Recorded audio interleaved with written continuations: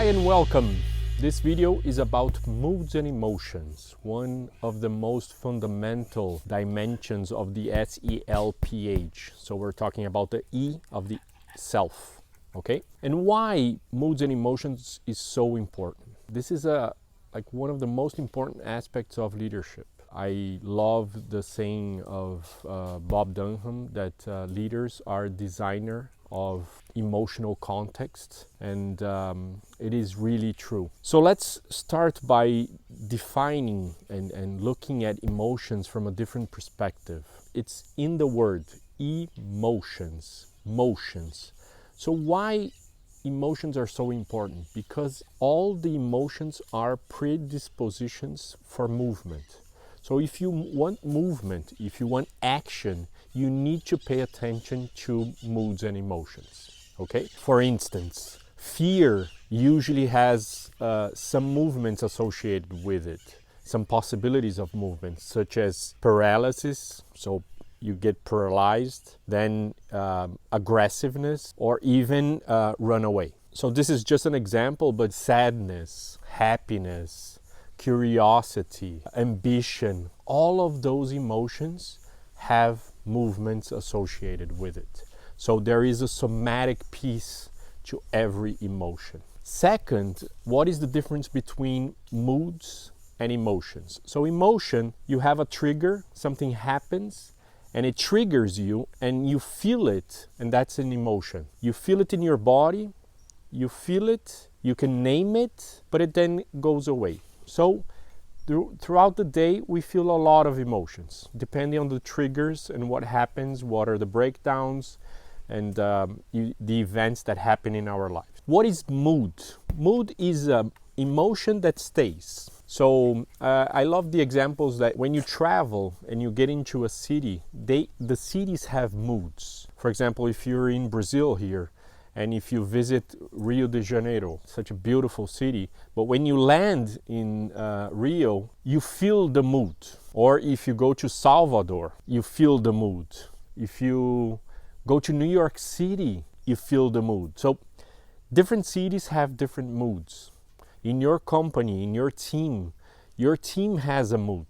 And it's amazing how leaders don't pay attention to that.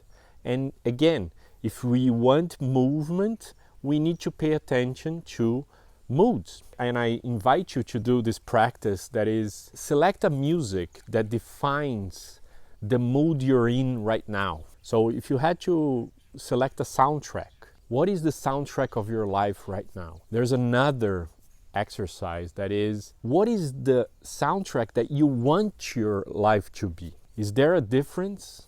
And how do you feel that? So this is just an initial video to go into the moods and emotions world. Number one, again, emotion has to do with predisposition of movement, so you need to pay attention to that. Second, what is the difference between moods and emotions? Moods, it's an emotion that stays longer. So a culture has a mood, a city has a mood, your family has a mood, and so on. And you're living in a mood right now. So just by starting to pay attention to those moods and emotions, it changes our observer. And this is the invitation of this video. I think the third aspect that I want you to pay attention to is that we cannot control what we feel. So something triggers us in a meeting, in a presentation that we're doing to our team, to our boss, and something happens, you feel it, and you have no control of it. And that's okay, that's human. Now, when you feel something, it's your choice to stay feeling that, or you can change the mood. You can change the emotion that you're feeling. So that's the power of being a human being and aware of moods and emotions. Then you have choice. As Bob always says, awareness creates choice. So if you're aware of the mood you're in, and you know that the mood you're in won't lead you to where you want to go, you have to change the mood. And how you change moods? You change moods by, for example, number one, working with your body. As moods and emotions has such a connection with moods and emotions, because certain emotions brings tension to our body. Certain emotions brings relaxation. Certain emotions want us to get near to other people, you know, stay with other people. Certain moods and emotions invites us to run away or to distance ourselves from other people. As moods and emotions has such a connection with our somatic, with our body, working with your body, movements can change your moods and emotions. For example, it's common that people, for example, go for a walk or run or dance, and you change, you know, your mood. I was sad or I was angry. It happened sometime when I was in corporate world as an executive. I was really angry at some point, and to change that mood, I went down the building and I walked around the block, and it helped me. So working with your body can impact and change the moods and emotions. Having a conversation with someone that is in a different mood, it's also another possibility to change your mood. Music has such a powerful way of changing moods and emotions. If I'm sad and I start listening to music that has, for example, samba in Brazil, or MPB, which is Música Popular Brasileira, Brazilian popular music, it changes my mood. So my invitation with this is, number one, why you need to pay attention to with moods and emotions.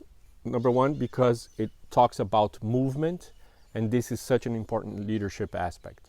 Second, you need to pay attention to moods and what are the emotions that are staying longer with you.